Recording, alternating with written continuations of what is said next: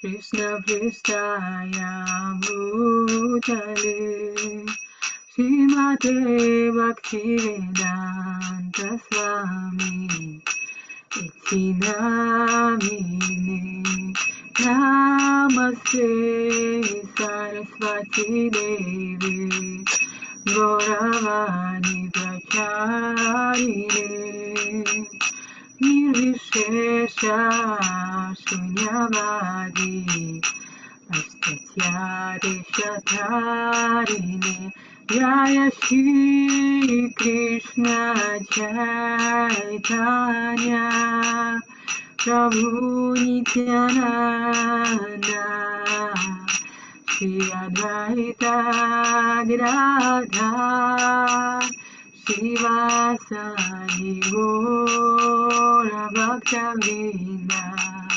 Hare Krishna, Krishna Krishna, Hare Hare, Hare Rama, Rama Rama, Hare Hare. Hare Krishna, Krishna Krishna, Hare Hare. Hare Rama, Rama Rama, Hare Hare. Jaya Gauranitai, Gauranitai, Gauranitai, Jaya Gauranitai. Prabhupada, Prabhupada, Prabhupada, Jaya Jaya Prabhupada. Jai Jaya Gurudev, Gurudev, Gurudev, Jaya Jaya Gurudev.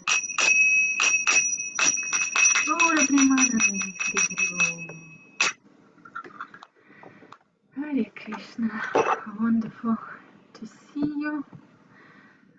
I can see face of only Mataji Kyara, but I'm happy to know that you're here. The rest of you, dear devotees, I can see your names. I'm also happy. Thank you so much for letting us know, Rajaseva Prabhu, that you are not able to read right now, but whenever you will be available, you can just let us know. So we normally start our readings with reading stories about Guru Maharaj, and thank you so much as always, Shreyas Prabhu, for sharing them. Shreyas Prabhu, would you like to be first to read today? Yes, Mataji, I can try. Thank you so much. Radhanath Swami and cricket. India, a land of billion plus, has an obsession with cricket. Not the grasshopper you know that produces a rhythmic chirping sound. This cricket is a game played between two teams with balls and bats. Although hardly a dozen countries in the world play cricket, Indians pride in being one of the best in the world, and almost every Indian is glued to his television when India plays an international game. Radhanath Swami is well aware of this distraction for sincere spiritual seekers in India. Once we arranged his talk on cricket during the peak World Cup season. The topic promised to attract thousands of youth to our center in downtown Mumbai. As the day approached, our community was abuzz with excitement. All wondered what Radhanath Swami would speak on this subject, for cricket awoke intense passion amongst the youth. In the afternoon, a few hours before the event, Radhanath Swami called me to his room and asked about the game. He didn't know any details about the sport, except that Indians go bonkers when matches are played. He keenly inquired about the intricacies of the sport and desired to know what aspects of this game would be a relevant theme to discuss in the evening. I spoke on how many top cricketers had been exposed in match fixing scandals and bribe taking. This had brought a lot of disrepute to the game. I expressed that he should speak on the theme of greed and character. He liked the idea and promised to address this issue. An hour before the event, I couldn't contain my excitement. I too had an obsession for this game before I took up the spiritual life seriously. Many cricket scandals and the dark side of its players was well known to me. I rushed to Radhanath Swami's room and told him that I would like to share some very serious stories that would help him address the issue better during his talk. Immediately he showed interest and took out his notebook and pen. He then asked me to narrate the stories. I began the tale of famous players who fell to greed, and I was enjoying speaking these stories. However, I observed that as I was enthusiastically narrating, Radhanath Swami was intensely gazing at me. At one point, I became nervous, wondering why he is concentrating so much on each word that I was speaking. Nevertheless, I rambled on for a long time. After finishing, I honestly said, quote, if you speak these stories, the audience would be shaken to the core. Quote.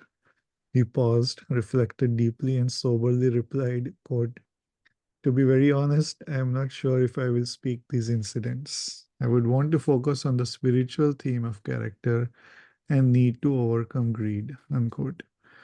Then he continued, quote, but I am not going to forget these stories. These are very instructive to me personally. I shall take note of them for my personal life. We have to learn lessons from these mistakes and be humble while serving others. Unquote. And then he thanked me. You have done me a great favor by instructing me on the dangers of greed. I pray we are protected from this deadly vice. Unquote. I left the room in a daze. I was earlier hoping the talk would shake the audience, but here I was shaken to the core. Most of us in the ashram had been excited about the event, but Radhanath Swami was taking this as yet another opportunity for reflection. He sees every event in life as a learning lesson. I too learned a valuable lesson that evening. As teachers of spiritual science, we should be more eager to internalize and imbibe lessons in our own lives before being enthusiastic to share with others. Physician, heal thyself, and a teacher, teach thyself. Thank you, Radhanath Swami, for showing us by your personal example that practice is better than precept. Part 2. Once Radhanath Swami and his dear friend Devamrita Swami were scheduled to give a talk on cricket. Although the World Cup season was on and most Indians were busy watching cricket, the temple courtyard was packed with thousands of youth. The audience was eagerly anticipating an exciting talk by two American monks on a sport that Indians are crazy about. As both the speakers sat on the chairs, Gauranga Das, the master of ceremonies, introduced both of them. Then he picked up a coin from his pocket and revealed how a game of cricket begins. Each cricket match begins with the two captains of the respective teams walking to the center of the field and tossing a coin. One of them calls out heads or tails, and on winning the toss, the captain decides how the game would begin. Similarly, Gauranga Das announced, amongst the two distinguished speakers this evening, we who would speak first shall be decided after tossing the coin. He then turned to both of them and asked, quote, what would you prefer, heads or tails? Spontaneously, without blinking an eyelid, Radhanath Swami replied, tails, of course. He always liked to be a tail. I can't be the heads. Quote. Sitting close by and hearing this instant response, I was amazed. Radhanath Swami often teaches in his class on the need to be a servant of all and on the importance of helping others go ahead in life and achieve success. He always shuns materialistic competitive attitude, and this principle is so deeply internalized by him that even during an insignificant coin tossing, he was conscious of being the tail or servant of others. Written by Venugopal Acharya. Hare Krishna. Hare Krishna. Thank you so much, Ms. Prabhu, for reading. I think the main point that I'm taking um, for myself is that Guru Maharaj is mentioning how it is important for us to learn from everybody, and um, how it is important to begin practicing any knowledge that comes to us first before we actually try to share it as quick as possible with everybody else. And I just thought of myself how I did something like this today. I did opposite. I found one lecture where it explained about importance, of like healthy community, I guess, and unity in diversity, and I shared it with the communities, wanting, wishing for them to hear the subject, and then we could discuss it all together.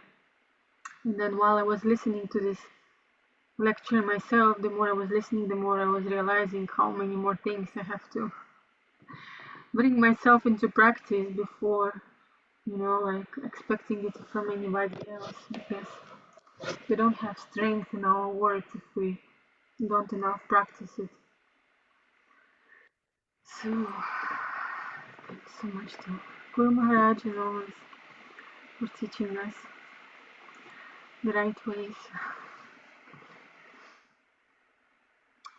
Anyone else wishes to continue to read next? I see that Neetu. Hare Krishna Mataji. Krishna, yes. Can I read, Mataji? Yes, please. The magic of the white rose. I am an Israeli who spent 10 years in New York and only recently went back to Israel with hopes of helping peace arrive in this region that needs it so badly. Since I read Radhanath Swami's book a few years since I read Radhanath Swami's book a few years back, I attended all lectures he gave in New York, always thinking about each lecture for months after telling everyone who are open enough about him, his journey and his lectures. Magical things have always happened when his light is around me. On Tuesday, May 9th, I went to see Radhanath Swami speak in Jiva Mukti of New York to get energized and focused, as I always feel after his lectures. Not knowing if the Swami ever arrives in Israel, I knew this could be the last lecture of his I will see for a long while. I was saddened by this fact, but was also thankful for the privilege I was given to see him so close to my departure. The lecture was inspiring as always, and at the end, while Radhanath Swami was giving away cookies to the audience, I walked up to him, scared to take time from him as he looked so tired. I very quickly explained that I was leaving to go back to Israel and desired his blessing to help me bring peace to the Middle East. Radhanath Swami's eyes lit up, and he took my necklace and closed his eyes, investing time in blessing it for the social change I am hoping to help bring to my country. When he was done, he opened his eyes, handing me a cookie and a white rose, and asked that I give the flower to someone on the way home. I walked out of Jiva Mukti into the hectic Union Square at about 10 p.m. on a Tuesday. The street was rushing and gushing with people, and I stood there for a few minutes, examining the crowd, but my heart couldn't find the right person to give the flower to. I went underground to take the train home, but couldn't find anyone on the platform or in the train to hand the flower to either.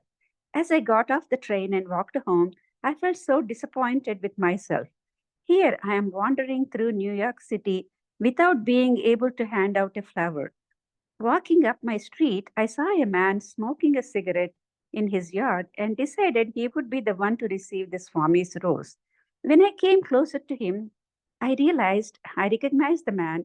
He was the same man who 2 years before, on the night of the Holocaust commemoration, started speaking to me randomly. But when he heard I was from Israel, he lashed out at me. It didn't matter that I was a pro peace Israeli. He hated Israel and felt like he had to yell about it to me for a good hour. Being the grandfather of 4 Holocaust survivors, it was especially hard to hear his shouts that night. And when I got home, the tears rushed down my face. And here this man was, 2 years later, standing in his yard and smoking a cigarette. My heart felt like it stopped as I walked up to him and, with the white rose in my hand, said, I don't know if you remember me. I am Jewish and hope one day you can forgive me. He caught my wrist and said he has been looking for me for 2 years. Embarrassed to speak to me when he saw me in the neighborhood, he asked me for my forgiveness, said he stopped drinking after that night, and how thankful he was that I approached him with the flower. We said goodbye after a few minutes, but this story still brings goosebumps to me as I write it.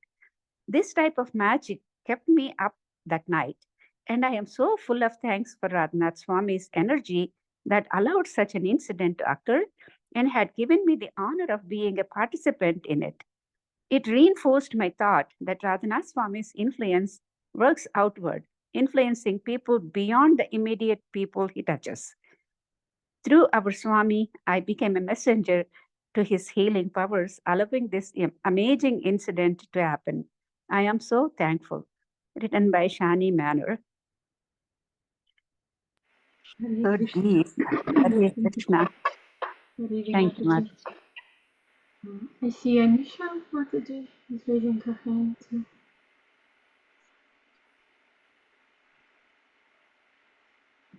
Hare Krishna Mataji.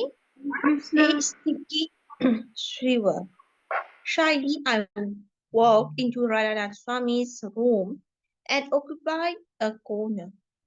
Radhanath Swami, sitting relaxed on a rocking chair at the other hand, beckoned me to come closer, and I sat closer. He broke into a beautiful smile. How are you? How are your service going? I had joined the monastery a few weeks ago.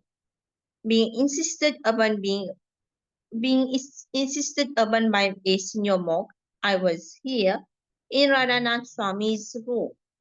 The monk had intended to make me feel at home.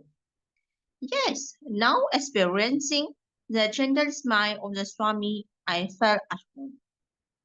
I serve guests who visit our monastery, I replied. I went on to explain how I like the service and the challenges I face while serving. As I rambled on, at one point Radhanath Swami's expression grew yonky, as if a sticky sewer had just burst open. I froze. Did I speak something which I wasn't supposed to speak?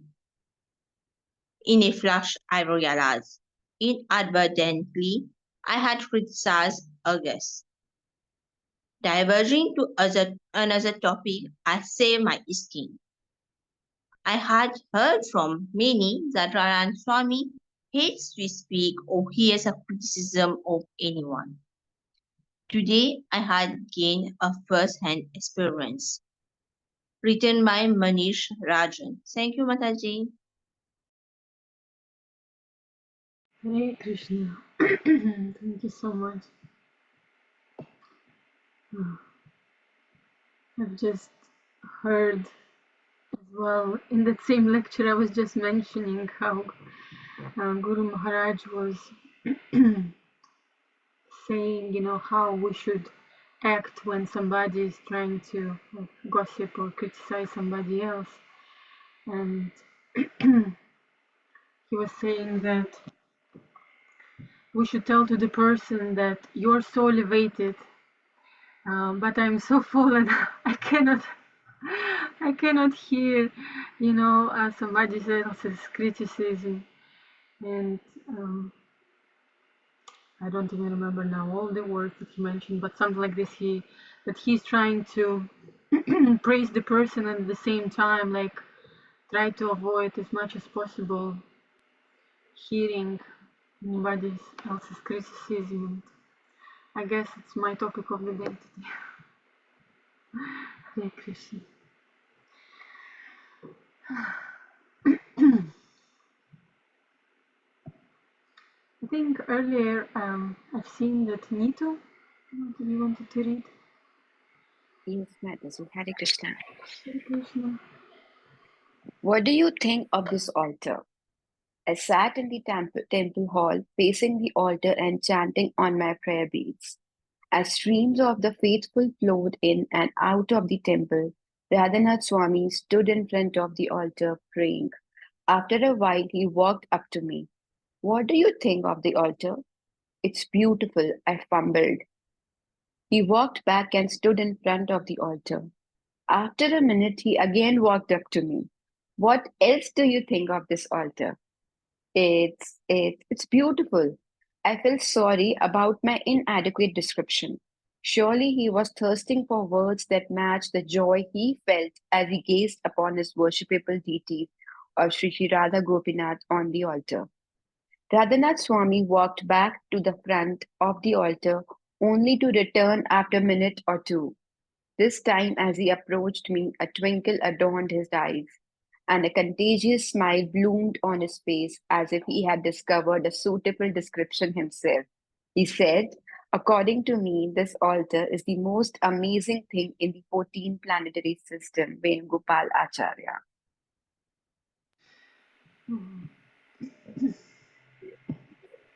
That is how we have to praise, right? Krishna. And then we need to do devotional service. I'm noticing that I lost the track of time. It's already 10:25, so maybe it's time for us to begin reading the book.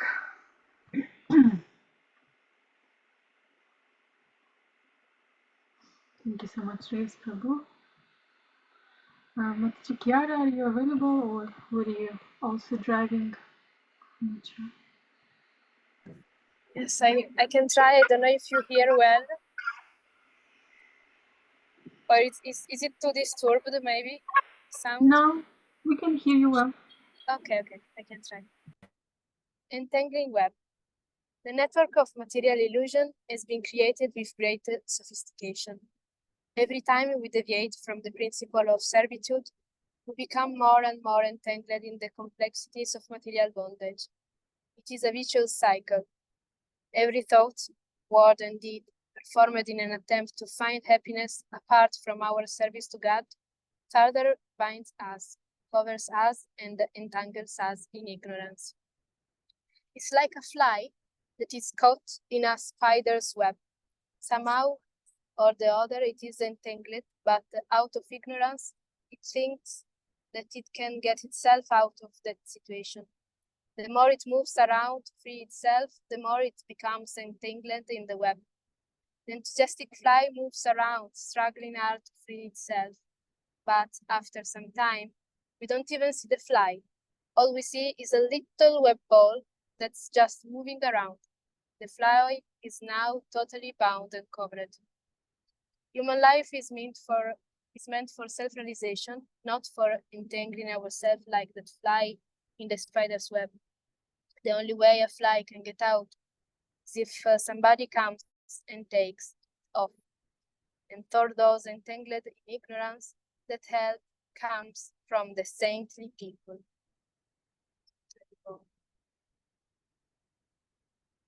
Hare Krishna. Krishna. Dear devotees, if you have any realization comments while we're reading, please share. It'd be wonderful to hear your thoughts.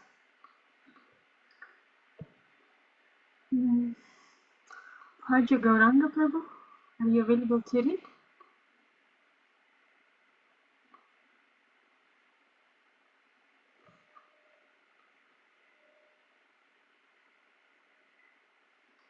Or,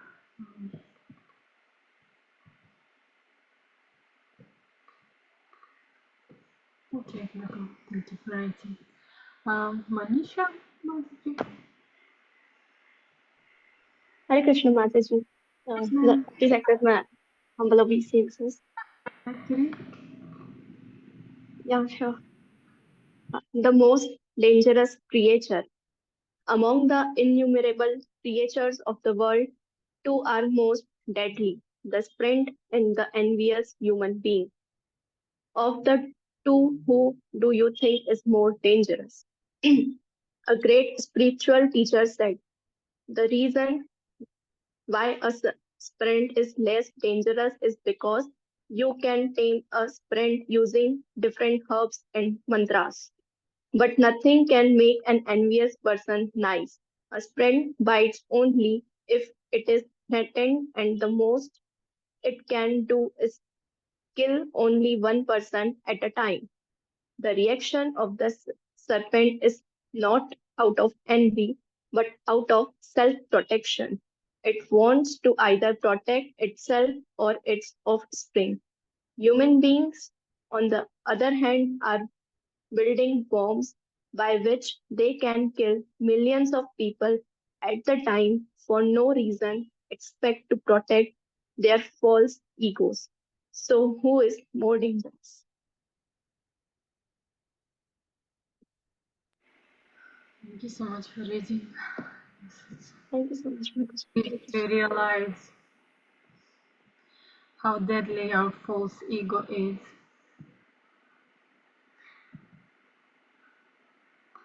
It doesn't allow us to get away from this material world. So strong. Nidhi, what is it?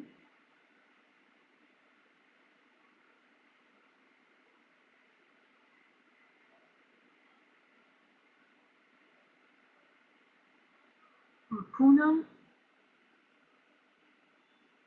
Hare Krishna Mataji, please accept my humble obeisances. Power of credit cards. Credit cards, which are in one sense just little pieces of plastic, have the value of thousands of dollars. All you have to do to buy things is just show this card. On one hand, credit cards make life easy in buying things. But on the other hand, they are also one of the greatest sources of miseries in society. Because when you have these cards, you get infatuated with a sense of power and wealth. You start thinking, now I can buy anything, I can do anything, I can travel anywhere. And the problem is, you do it. But then a month later, the bill comes. You can't pay the bill with a piece of plastic.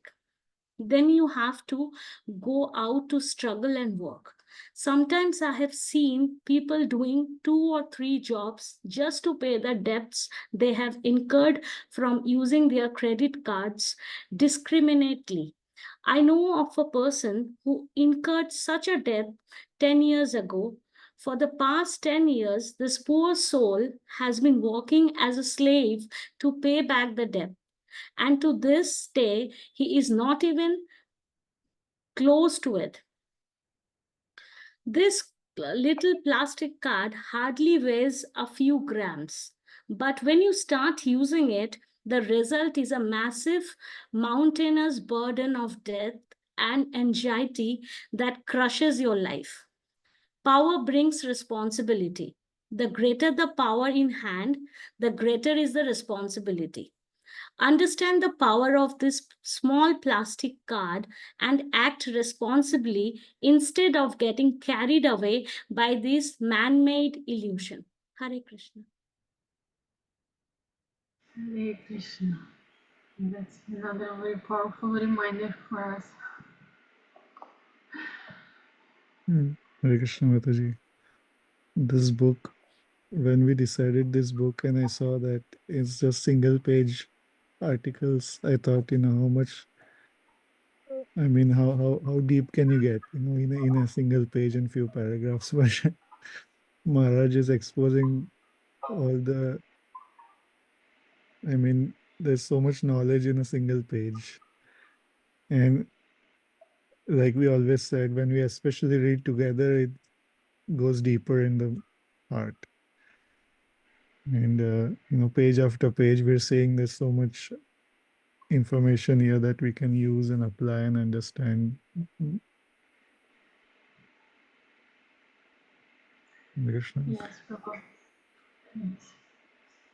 How many of us are going to continue using credit cards tomorrow after this paragraph? Hmm. Rakesh Kumar Prabhu, are you available to read?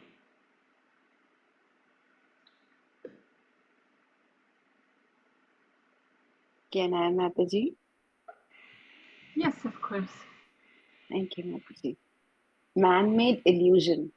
Many times people visit amusement parks, stand in lines, and pay so much money just to see a robotically animated historical personality deliver a speech. Why do people stand in a line? All around them are so many people blinking their eyes, moving their hands, and speaking. What's going on inside in the animatronics theater with a robot of a historical figure speaking or moving is also going on outside all around them? But people are just so bored to death outside with other people around them that they go to visit an animatronics show to see the same things. The statue inside may be programmed to move and even speak, but it cannot think and feel. Thousands of people all over are doing everything that the statue does and doing it millions of times better and with thoughts and feelings. God has created all these real people, but we won't pay a single dollar for having seen them. We will stand in a line for 7 hours and pay so much money just to see a man made statue that blinks its eyes. It is just an illusion. God is creating so many miracles before our eyes for our pleasure and our learning, but we ignore them. Hare Krishna. Thank you very much, Mataji.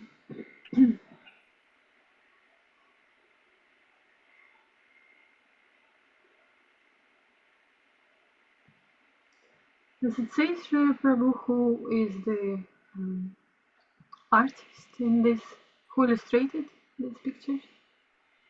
The artist, Mataji, Mm-hmm. says Suresh Sawant. I don't know the devotee. But in the beginning, Maharaj talked about the art, and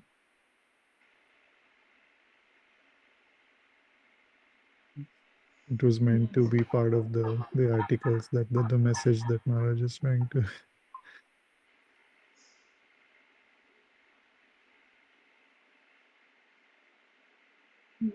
Robert is standing with umbrella. Listen to good advice. My father told me that when he was young, nobody had the slightest idea that cigarettes were bad. It was fashionable to smoke cigarettes. One movie star always had a cigarette hanging out of his mouth. Everyone in America was trying to imitate the way he did it. He was such a handsome man, and his style became the fashion. Eventually, however, he died of cancer of the lips. One of the most famous singers would sing while smoking a cigarette.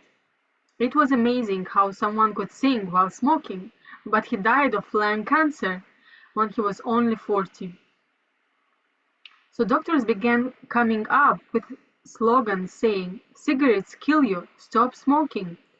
When these messages came out, cigarette smoking became even more popular amongst the youth. Why? Because they were trying to prove to themselves, "I'm daring, I'm fearless, I don't care if I'm risking my life, I'm going to do it to be cool. Yes, I know it will kill me, so what?" Let us begin to see the world around us and learn from the past mistakes. Let us begin listening to good advice rather than challenging it and destroying ourselves.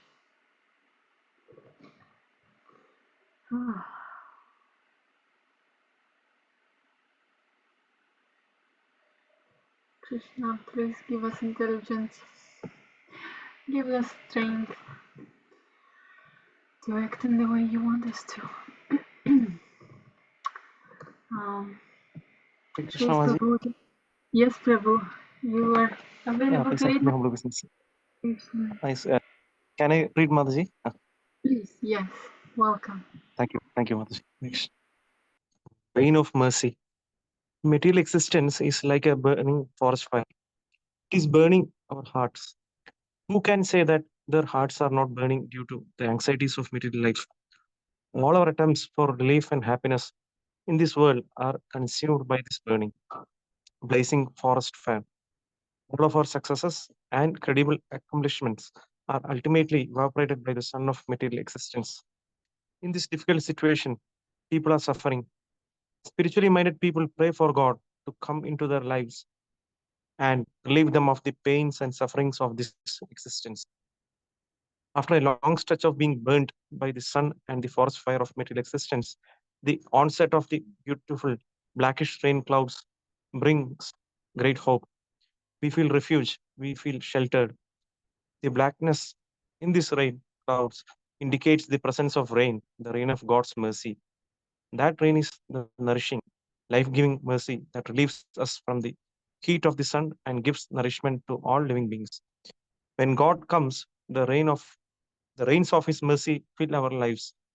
Then all wonderful fortune and happiness from within are bestowed upon us by his divine mercy. Thank you, Mataji. Right.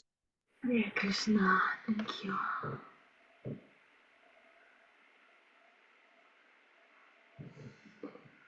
Thank you for sharing the illustrations, Sri Prabhu. Like to read, Sri Prabhu? For me, Mataji, yes. The hole in the heart. In the Gulf of Mexico, there is oil coming out of the ground. This is the biggest news in America. Tens of thousands of gallons of oil are coming out into the ocean every day. People are trying to stop it, but are failing. It is considered to be one of the worst man-made disasters in the history of America.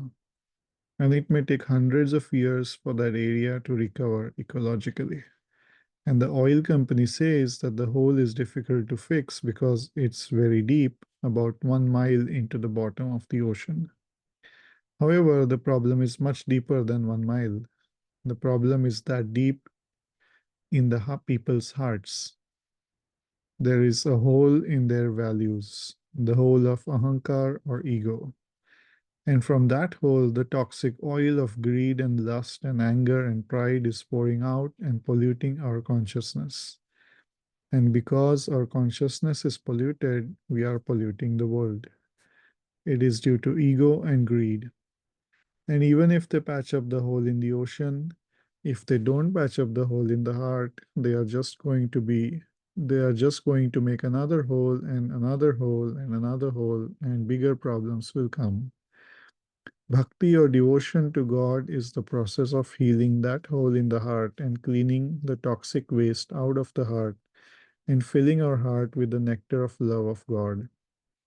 And when that nectar fills our hearts, we can fill the whole ocean of the material world with that nectar. This is the greatest need in human society, to clean the heart of toxic lust and greed and envy and pride and anger, and to access divine love and to be instruments of that love. That is the greatest thing anyone can do in the world. Hare Krishna. Hare Krishna. Thank you so much.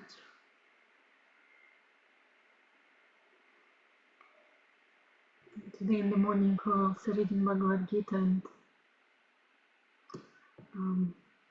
Mataji, the lecturer, was saying how service really means love, because many times we kind of mistaken the real meaning of being servant, or often we tend to not like even the word servant. Like, what do you mean to be a servant? But really to serve is to love, and maybe we can look at this world in a different manner.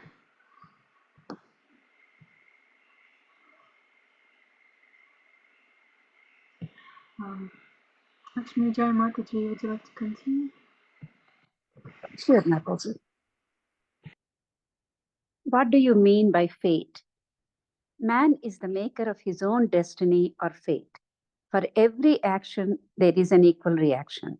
We have the choice of what action we perform, but after we perform it, we have no choice of the reaction. The reaction is our fate, and we are the ones who created it. For instance, if I go to the top of a building and jump, what is my fate while I am in the air? To hit the ground and die. That's my fate. I can't change my fate once I am in the air. But if I didn't jump at all, I would not have that fate. If I take poison, what is my fate? To die. I can't escape from my fate. But if I didn't take the poison, I would not have that fate. If I go to the airport and get on a flight to London, and 1 hour after the flight takes off, I say, I do not want to go to London. What will the flight authorities say to me? It's your fate to go to London because you are on the plane. There is no way that you can't go to London. Once we perform an act, we get a reaction. That is our fate. But we have the choice to decide what acts to do. If we do good things, our fate will be good. If we do bad things, our fate will be bad. Destiny is unavoidable after we make our move, after we make our decision, but we have the full spectrum of choices to educate ourselves and understand what is the best decision to make in life. Then our fate will be most auspicious and glorious. Our past actions in this life and in previous lives influence our fate. Amongst two people who suffer the same disease and get the same medicine, one lives and the other dies. The law of karma, the law of action and reaction, takes into consideration every detail of what we are doing and what we have done, and that determines our destiny. Hare Krishna, thank you so much. Thank you. Your devotees, does it mean here like the word fate means destiny? That's what Guru Maharaj always means here. That's what it means in English. Fate is destiny. Like what's destined to happen to us right after we do something. The definition shows destiny and sometimes called fate. So it's very Yes, it's similar. the same.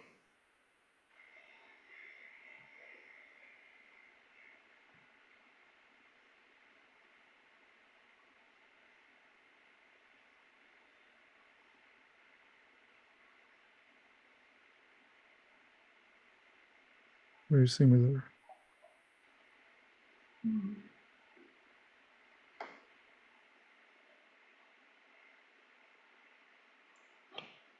Thank you, Shreya Baba. Anyone else wishes to read their devotees?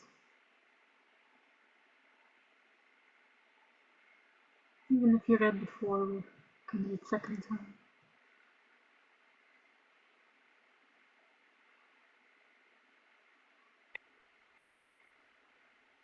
Yes, Mataji. The power of time. Take a glass filled with fizzy drink, maybe Sprite. What do you see on the surface? Lot of small bubbles that fizzle out in a few seconds. Govind Dasa, a Bengali poet, has said that a life in this world is as temporary and significant as a bubble of water on a lotus petal. Hence, the scriptures implore us not to aspire for a permanent settlement in this temporary world. All advances in technology and all attempts to prolong life in this world are akin to the attempt to prolong the life of a bubble in a glass of Sprite. In comparison to the sky of eternity, our life is as brief as a flash of lightning. An old man and a young boy may both look at the same clock, but they see it differently. An old man is apprehensive and nervous as he sees the clock ticking away. A young boy, however, is impatient and wonders why the watch will speed up so that he can enjoy life. But the old man wishes that the clock stop moving. Well, a timepiece may stop, but time won't. When bored, we want to kill time, but no one can do so.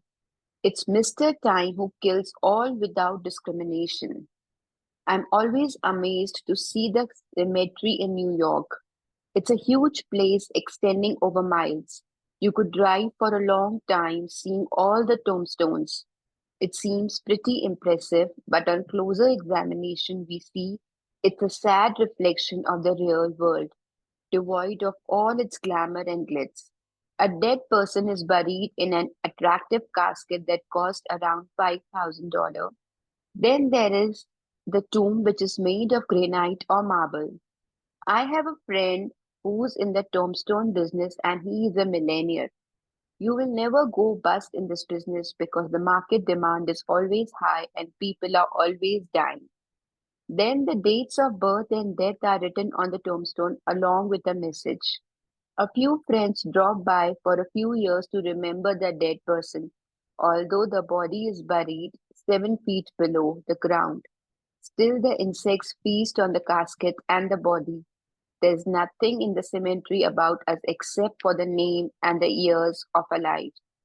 We thus become an insignificant statistic after a few years, lost in the teeming crowd of millions who are wandering in this material world. How much importance we give to this body, and it's nothing actually. Yes, Mataji. Also, this expression, kill time. Now, reading it for the first time, I thought, like, how do we even say, killing time? Because it's impossible, because time is Krishna himself. So from one side, like, yeah, we can like waste time by not doing what we're meant to do. From another side, still, it will be really wasting opportunity and for us to, just getting closer to that without taking the proper steps. Yes, and all this money that I spent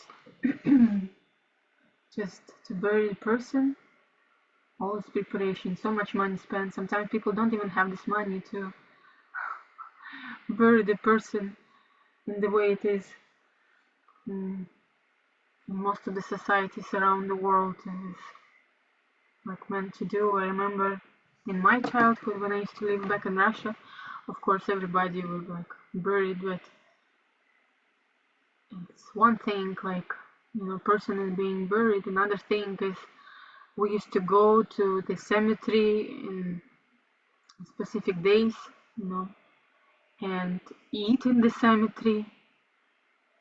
And it was like crazy, so much in the mode of ignorance, but it was like part of our like tradition, like we used to do because that's how our like ancestors used to do. We thought that it's something good, to go and eat. Some people even awfully like drink in the cemetery. So yeah, many traditions are really like useless. They're there and we're like following like fools without even like thinking of a proper way of how things should be without having the real knowledge. The cemetery in New York is massive. Perhaps many of you have seen. It's just you, and you can't imagine that it's such a busy city that it's such a huge place. I think it's in Queens or Brooklyn, that side. And anyway, in New York, just walking on the sidewalk, you can see people just rushing, and most of them are talking about how to make more profit. You hear, people passing by, and you hear brief conversations, and everybody's talking about money. And so I was thinking that how the illusion Maya works is things are right in front of us, cemetery is right there, but nobody sees the obvious thing. And at the same time, we are thankful or grateful that, Prabhupada's books have exposed all this, the Acharya's teachings, Guru Maharaj's words have exposed these things, and we pray Om Agyantimirandasya. So Gurudev has opened our eyes with the torchlight of knowledge, saying, look, this is what it is. It's all darkness, so we don't see there's a snake lying in the room. But when the light is turned on, you can see, oh, there's a snake here. So we can be more careful. In Prabhupada stress so much about sharing, distributing books, right? So this was the saving grace. Hare Krishna. Yes, Prabhuji, we are really utilizing the time in the proper way, knowing all these things guided by Guru Maharaj.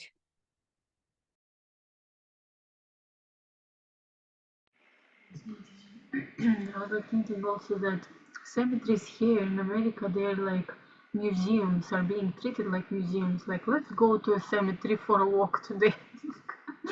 Who in a sane mind would want to go for a walk to a cemetery, just to be amongst all of this, just at some point where people, but not are there left, what is left there. Like if we look inside of any womb, there is nothing left, probably not even bones, many of them, but we are going there to look for what just takes so much space, where we could really use all of this, the land that Krishna has given us to grow foods for us to eat, and instead we just bury our relatives and just use all the space, and with that we also show disrespect to Mother Earth, right? Imagine like putting like corpse in her, like in her womb, we can see like in her body.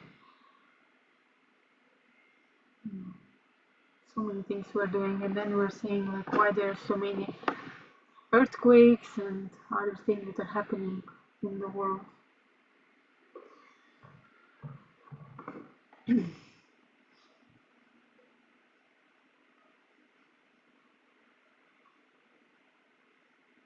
We can read this last story in the last street.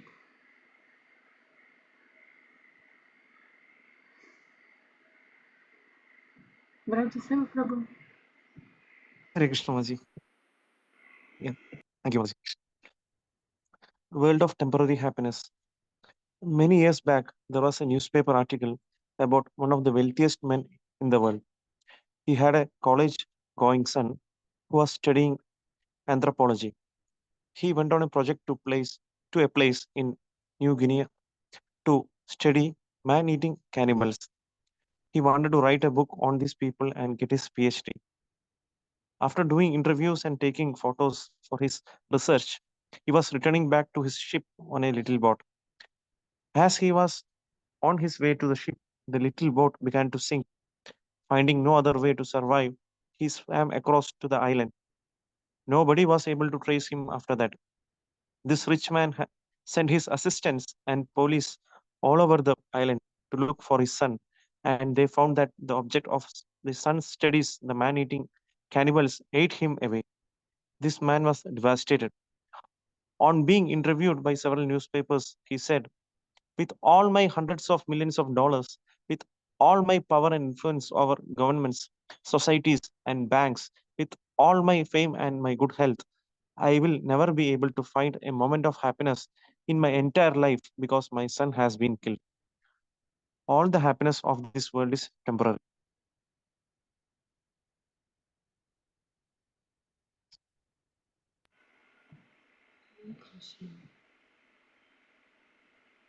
Thank you, Mother. Yes, what you have? Hare Yes, Krishna. please go ahead. Sorry. I was thinking something similar, that when growing up I used to watch the National Geographic and Discovery, and these researchers, they go in the forest and study the animals so much, what they do, and they know so much about different species and what they do and prefer, and especially when they speculate on what the eyes, or the power of their eyes, and how it's specific to their where they live and what they eat and so on, shape of the beak and so on. So, now we know that it's all designed by Krishna for different souls to be in those bodies based on their inclinations. But I also feel that these people who are studying these animals, sometimes, there was the story about the fox who was doing something they don't know. And the author wrote that I wish I could be a fox, then I knew, something like that. So I felt like, they're studying so much time studying these animals, and they almost wish that they would be the animals. And the sad thing is that probably it'll come true, unfortunately. So it's not a joke, or it's not a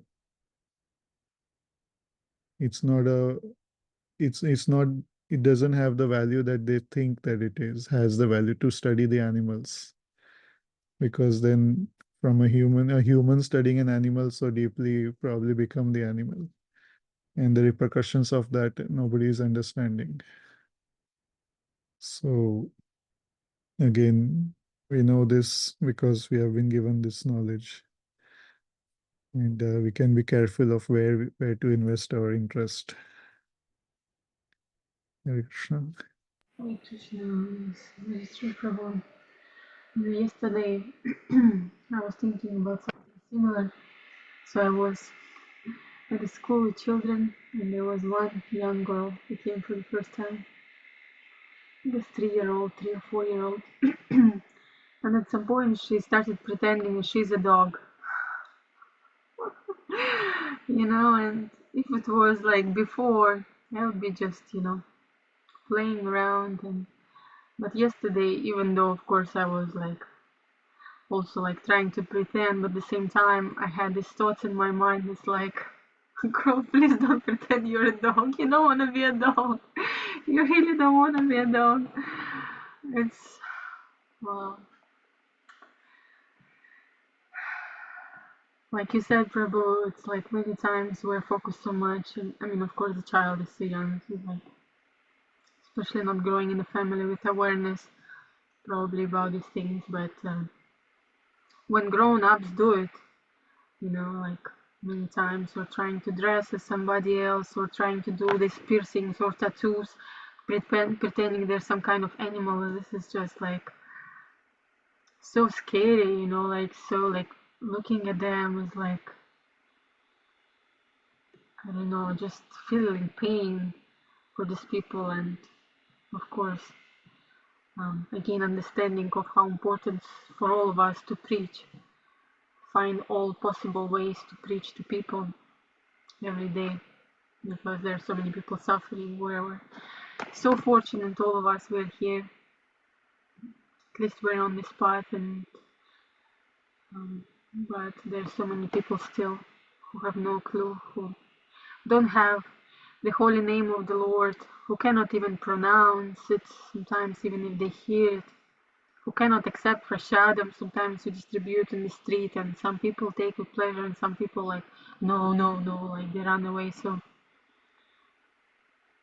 yeah, the fact that we are able to hear, the fact that we are studying, and we already had so much mercy that was poured on us by Srila Prabhupada, our gurus. Yeah. On this note, I think we're going to conclude for today. Thank you so much, dear devotees, for being here. Thank you so much for your association. Really appreciate it. Look forward to see you next week. Vanchakalpatarubhyascha kripasindhubhyeva cha patitanam pavanebhyo vaishnavibhyo namo namaha. Anantakoti Vaishnava Vrinda ki jai. Jai. Hare ki Jai. jai. Raj ki jai. Jai. Jai. Thank you very much. Thank you, Mataji. Thank you. Next. Thank you, Mataji. Hare Krishna.